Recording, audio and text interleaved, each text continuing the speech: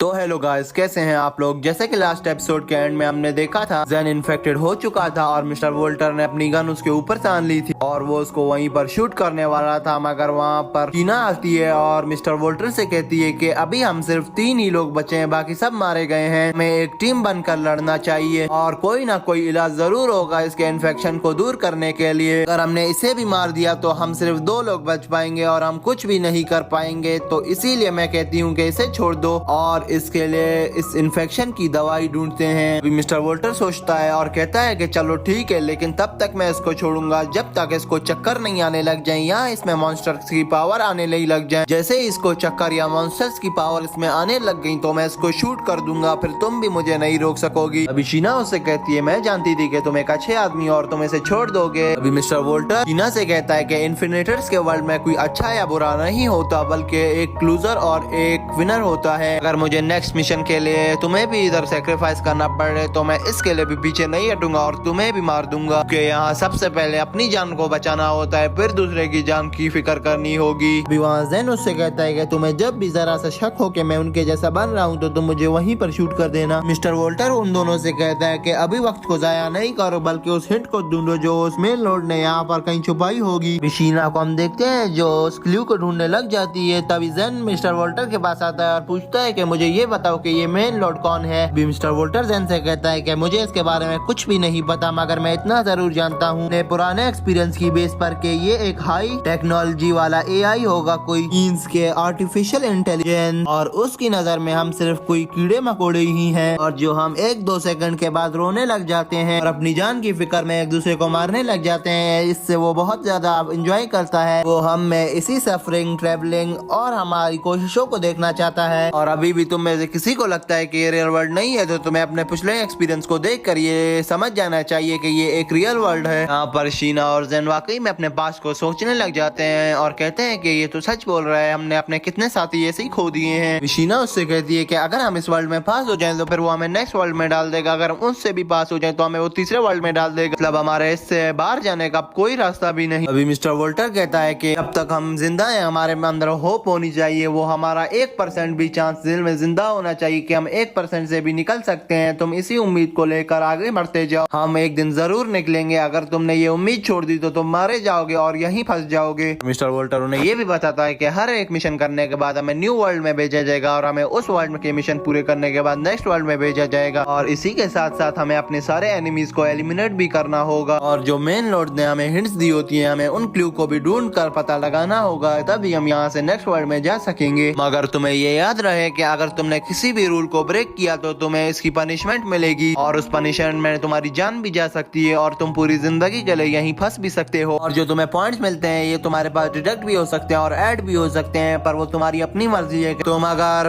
गलत रूल को फॉलो करते हो तो तुम्हें वहाँ पर पनिशमेंट मिलेगी और तुम्हारे पॉइंट डिडक्ट हो जाएंगे, और अगर तुमने उस रूल को फॉलो किया तो तुम्हें पॉइंट्स ऐड करने होंगे और तुम उसको एक्सचेंज भी कर सकते हो मेन लॉर्ड के साथ, और वो तुम्हें कुछ एक्स्ट्रा चीजें भी दे सकते हैं उन पॉइंट्स के बदले। अभी शीना उससे पूछती है कि अगर हम कितने कॉइन जमा कर लें तो हमें अपने वर्ल्ड में जाने दिया जाएगा, तो तभी मिस्टर वॉल्टर से कहता है कि तुम कम से कम भी 50,000 कॉइन जमा कर लो तो तभी मुझे लगता है कि तुम्हें तुम्हारे वर्ल्ड में जाने दिया जाएगा। अगर वो कॉइन सिर्फ काफी नहीं होंगे, उसके साथ साथ तुम्हें सारे दिए हुए एनिमीज को भी मारना होगा और उन क्लूज को ढूंढ के नेक्स्ट लेवल को भी पार करते जाना होगा। ये सुनकर वहाँ शीना के होश उड़ जाते हैं और वो बहुत हैरान होती है। तभी मिस्टर वोल्टर उससे कहता है कि अगर हमें आगे जाना है तो पहले हमें इस वर्ल्ड के एनिमीज से बचना होगा और इनसे फाइट करनी होगी ताकि हम नेक्स्ट राउंड में पहुंच सके। अभी वो वापस फिर उस क्लू को ढूंढने लग जाते हैं। तब शीना को एक क्लू मिलता है जो एक बुक होती है, मगर उस बुक की राइटिंग अजीब सी होती है, वो किसी और लैंग्वेज में लिखा होता है। अगर शीना को वो सब समझ आ रहा होता है क्योंकि वो सीधा उसके ब्रेन के साथ कनेक्ट होती है और उसको वो लैंग्वेज समझ आ रही होती है।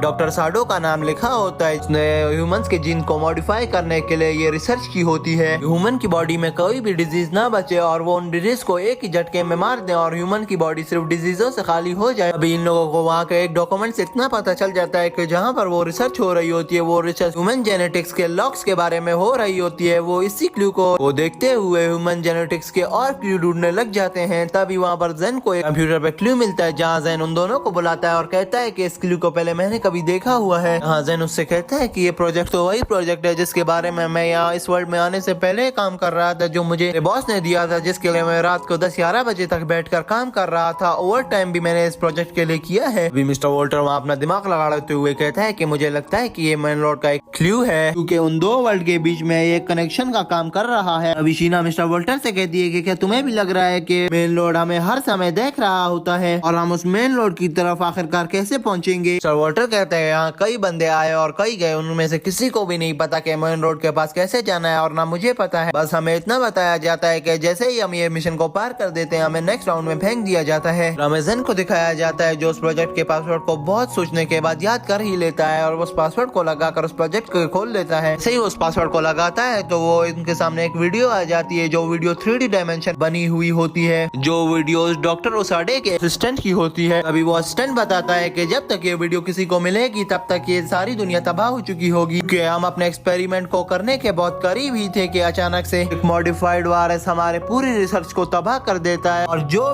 इन्फेक्टेड होगा उसे सिर्फ एक ही चीज बचा सकती है, मगर वो चीज इस टाइम डॉक्टर ओसाडे अपने साथ ले गया है। अगर मेरा इस वीडियो को बनाने का मकसद ये है कि जिस किसी को भी ये वीडियो मिले वो ये चीज जान ले कि जो इन्फेक्टेड पर्सन होगा उसको बचाने के लिए वो एक ही लिक्विड मौजूद है जो डॉक्टर ओसाडे के पास इस टाइम मौजूद है और उस लिक्विड का नाम प्रोजेक्ट एस है। भी वो आगे उनको और कुछ भी बता रहा होता है कि हम देखते हैं कि उस स्टैंड पर एक मॉन्स्टर अटैक कर देता है और वो वीडियो यहीं पर रुक जाती है। तभी हम देखते हैं शीना को जो आगे बढ़ती है जैन से कहती है कि अभी भी हमारे पास 1 घंटा बचा है, तब तक तुम्हें बचाया जा सकता है।